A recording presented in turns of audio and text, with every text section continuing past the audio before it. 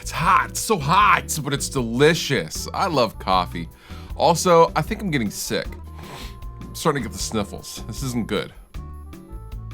First question, have you done any Axe FX 3 presets for download? I have, but they aren't on like my website or something like that. They're on the Axe Exchange, believe it or not. Just search Fluff, and I believe I have a bass tone, a high gain tone, a big rock tone, a clean tone, an actual clean tone, and a few others. There's like, 5, 6, 7 tones I've uploaded to the Axe Exchange, I believe, for the Axe FX 3. I don't have anything for the Axe FX 2 or anything previous to the 3.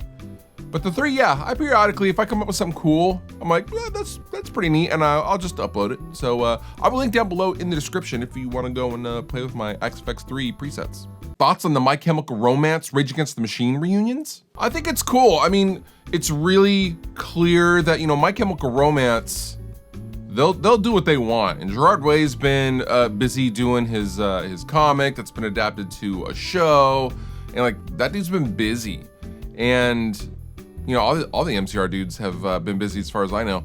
But it feels like they're getting back together and doing it because they simply want to, which is the best reason, as opposed to, coming out and announcing, sponsored by Pepsi, this blah, blah, blah tour. They're just kind of doing it how they want to. And they started off the show, and I think they've announced a couple of other shows, like some European festival dates. Pretty cool. My old band opened up for My Chemical Romance back in 2005, I think, is when the 3 Cheers for Sweet Revenge record had come out, and yeah, they're cool guys. For Rage Against the Machine, I think it's pretty interesting that the dates they have announced are all along the border, so I'm predicting each one is going to be some kind of a protest or something like that. So either way, I think it's pretty cool. I'll be doing Tom Morello's, I'm an instructor at his guitar clinic, his Guitar Revolution clinic in January, so I will definitely ask him about it. I'll try to interview him for the channel as well. If you guys have any questions you want me to ask him, definitely let me know.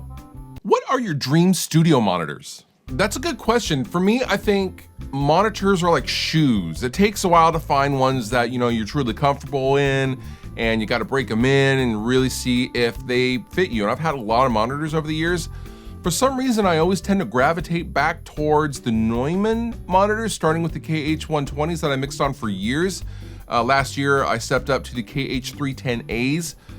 But as far as dream monitors, like money, no object, I would probably go for either some Barefoots or maybe some Genelec 8351s or something like that, the ones that Josh Wilbur and Mark Lewis mix on, and they have the room correction software. It's like their own version of SonarWorks that are built into the monitors, which really, really interests me. But yeah, Barefoot, Genelec, something like that. Barefoots, I've heard a few times in a few different studios, and I always find those to be stunning. The imaging is stunning, and also they're a Northwest company. I believe they're down in Oregon, which is just a state away. Pacific Northwest represent.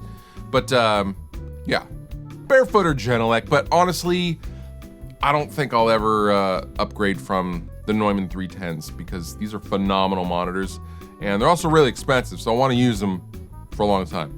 What's the best live band you've ever seen? Oh man, I don't know if I could choose just one.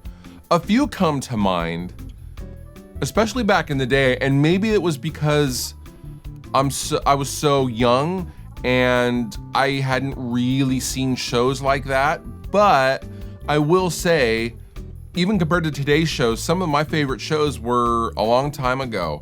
For example, Korn on their second tour in it was early 96. I think it was February 96 when I was 15 years old. I saw them at a place called the Moore Theater in Seattle. They were unbelievable. Foo Fighters, also in 96. I saw a lot of shows in 96, actually. I saw the Foo Fighters on the opening night of the Color and the Shape tour in a tiny club called DV8 in Seattle. It was like a 300, 400 cap club. And that was mind blowing. Weezer back in 95 was good. The Deftones in like 97, around the Fur tour. I saw them 4 times on that tour. That was one of the best shows I've ever seen in my life, any one of them. Tool, 1996. Saw a lot of shows in 96. No, that had to be 97. I don't know. Anyway, I saw Tool on the Enema tour. That was incredible.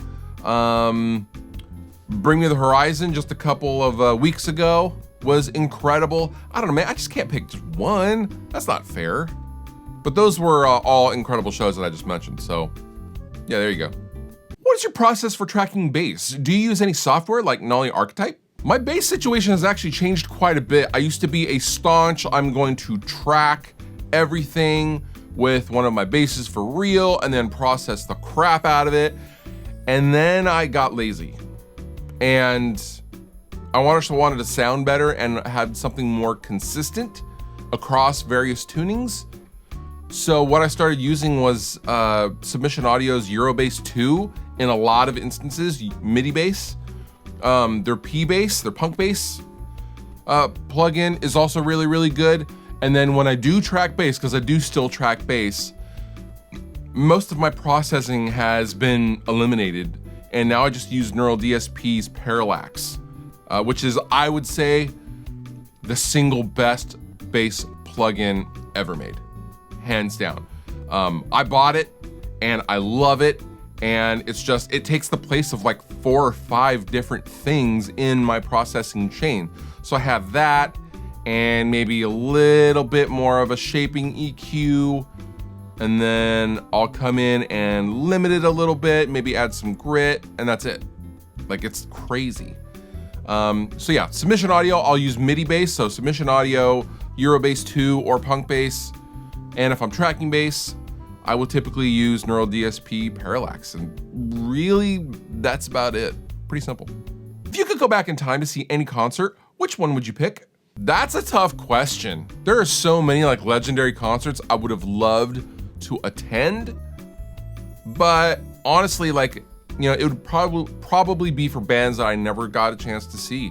Honestly, it'd probably be a Nirvana show, or like a Lane Staley, Alice in Chains early days show, or it would have been maybe the Pantera White Zombie tour for the Vulgar Display of Power tour.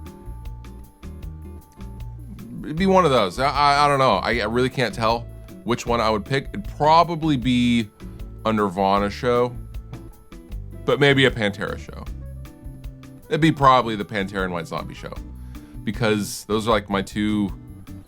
Oh man, I never saw either one of those bands, so I'd be getting a twofer for that tour. So if I had a time machine, a DeLorean, and I'd go back in time, I'd see Pantera on the Vulgar Display of Vulgar Display of Power tour with White Zombie and Prom. I'd see that show. And now Fluff reads a tweet. Kids today will never know the wrath of an angry parent after they find out you signed up for a BMG CD subscription. Those were the days.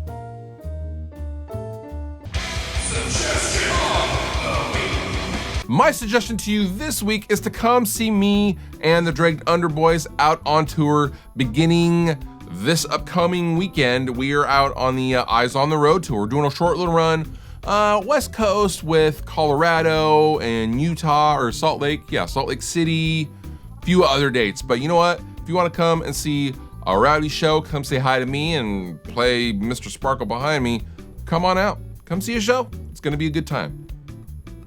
All applicable links down below in the description. You've been wonderful. I've been Fluff. Thank you so much for watching. I'll see you next time. Wow. Another video gone by. Hope it was pretty good. I mean, it's probably pretty good. But if it wasn't, awkward, right?